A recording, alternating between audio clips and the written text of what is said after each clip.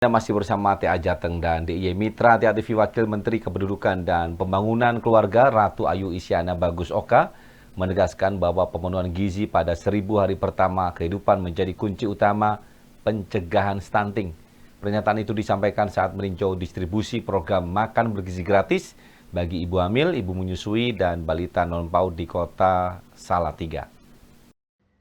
Mengunjungi keluarga penerima manfaat di Posyandu RW 9 Kelurahan Tegalrejo, Kecamatan Argomulyo, Kota Salatiga, Wakil Menteri Kependudukan dan Pembangunan Keluarga Ratu Ayu Isyana Bagus Oka menekankan pentingnya pemenuhan gizi pada 1000 hari pertama kehidupan sebagai langkah utama pencegahan stunting.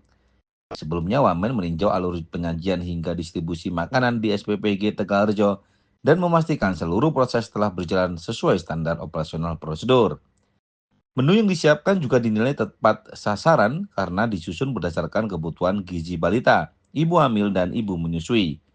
Program makan bergizi gratis yang dicanangkan Presiden Prabowo Subianto menjadi bagian dari strategi peningkatan kualitas sumber daya manusia dengan fokus pada kelompok rentan gizi untuk menekan risiko stunting sejak dini.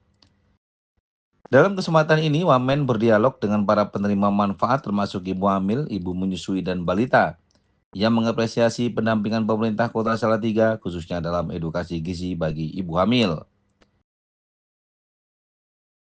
Kami alurnya untuk SPPG-nya sendiri juga sangat bagus, kemudian juga menunya ahli gizinya sudah memperhatikan menu-menu apa saja yang diperlukan untuk anak-anak, termasuk juga untuk ibu hamil, ibu menyusui, dan balita non-PAUD.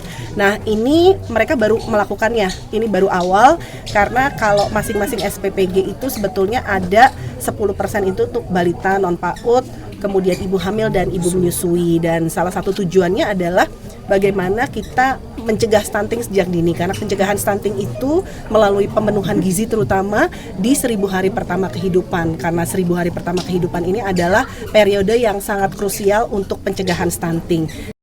Makanan untuk ibu hamil, ibu menyusui, dan balita non-PAUD nantinya akan diambilkan dari kuota 10% di SPPG yang telah dibangun.